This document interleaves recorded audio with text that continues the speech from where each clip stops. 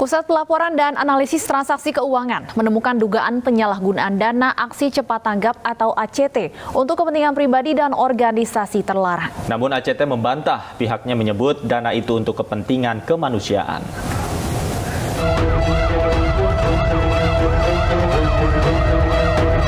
Pusat Pelaporan dan Analisis Transaksi Keuangan (PPATK) mencium adanya aliran dana aksi cepat tanggap yang mengalir ke kantong pribadi dan organisasi terlarang.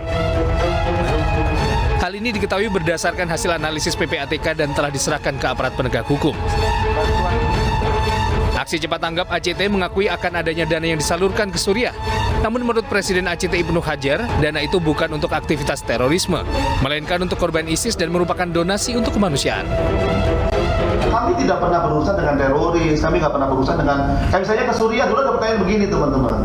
Apakah ACT menaruhkan bantuan kepada pemerintah yang Syiah atau kepada pemberontak yang ISIS? Kami sampaikan kemanusiaan itu nggak boleh menanyakan tentang siapa yang kami bantu, agamanya apa, nggak penting.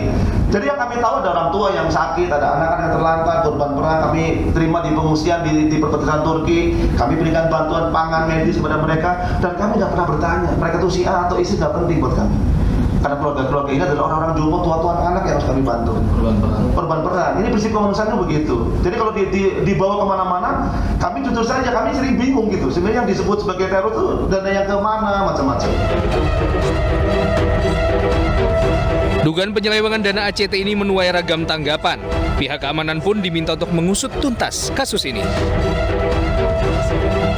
Itu yang kita sayangkan, ACT ini kan lembaga kemanusiaan Islam ya, tapi prakteknya jauh dari nilai-nilai Islami.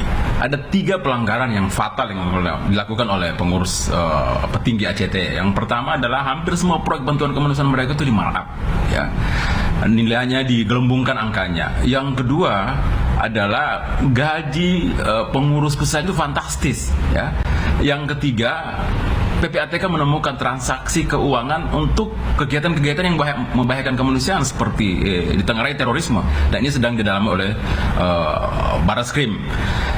Ini harus jadi lampu merah buat kita. Sebelumnya tagar aksi cepat tilap dan jangan percaya ACT ramai di media sosial. Hal ini bermula dari pemberitaan sebuah majalah investigasi yang menyebut para petinggi ACT diduga telah menyelewengkan donasi publik untuk memenuhi kebutuhan gaya hidup bos-bosnya. Pihak ACT pun telah meminta maaf.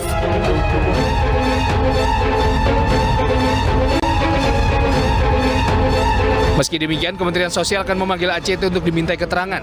Kementerian Sosial akan membekukan atau mencabut izin lembaga ACT jika terbukti melakukan penyimpangan. Tim Liputan iNews melaporkan.